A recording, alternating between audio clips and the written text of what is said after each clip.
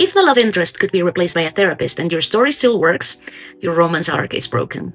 I'm Jessica, I read and write romance, and today I want to talk about character arcs in romance stories, because this is something that I didn't understand in my writing until recently. I thought that I was writing strong character arcs because my characters had these backgrounds and these wounds and these emotional moments, but what I was lacking was structure. I felt things, but what they felt wasn't what was driving the change.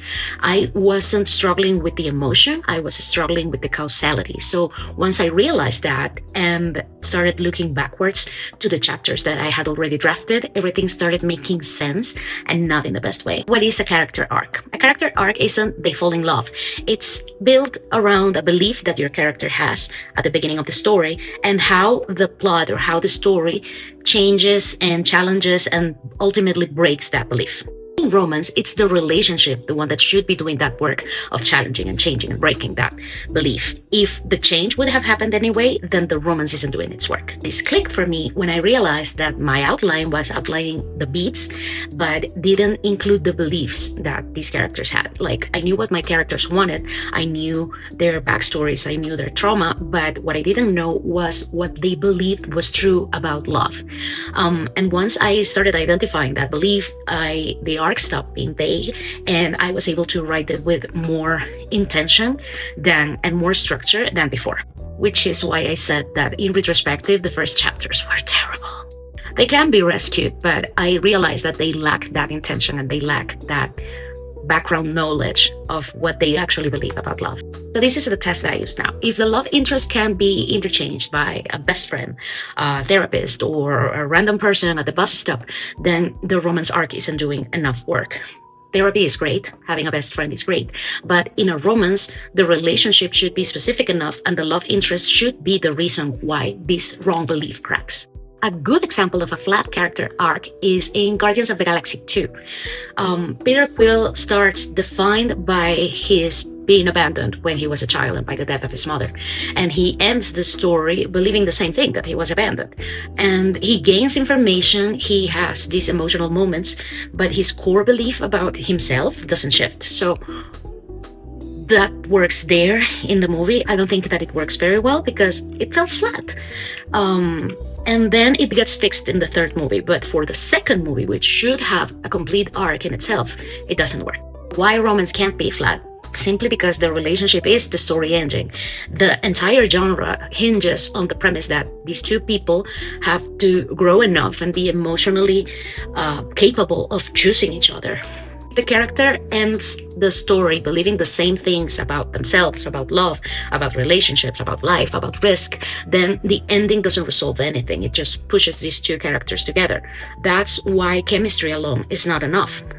The relationship and the character growth has to force these beliefs to break in order to make the ending possible. And if you force that, then the happy ending feels fake. But Jessica, how do I craft a romance arc for my story?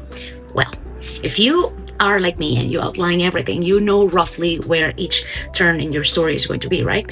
But the way that I decide whether a scene belongs or doesn't belong in a specific part of my story isn't by asking what happens in that scene. It's by asking myself what kind of pressure that moment puts on the character. So each romantic beat needs to push against something that the character believes, that the character is trying to hold on to emotionally, like I'm unlovable. I don't know. I have a main character right now that is super afraid of asking for love to be returned, because their misbelief is that asking for things is going to push people away. So there's that. But yeah, your core belief, your character's core belief might be about love, might be about themselves. It might be a way of avoiding risk or avoid getting hurt. The thing about this belief is that it's something that is limiting. It's something that is keeping them from achieving what they actually want. So if your character wants to be loved, then that misbelief might be something like, I can't be vulnerable. So when I'm drafting or when I'm rereading a scene, which I shouldn't do while I'm drafting, I'm not just checking if that scene moves the relationship and the story forward. I'm checking whether it puts the character in a position where staying the same becomes harder and harder. And that's how the beats stack into an arc. And some beats are going to reinforce this belief, and some beats are going to challenge it. Some beats are going to allow the character to retreat and to keep believing what they believe. Some will force them to actually move forward until they're ready for it. The thing is, what matters is that the relationship has to keep creating moments in which that belief is constantly tested. If I hit a stretch where the characters are interacting, but nothing about their internal view is shifting, that's usually when things start feeling flat.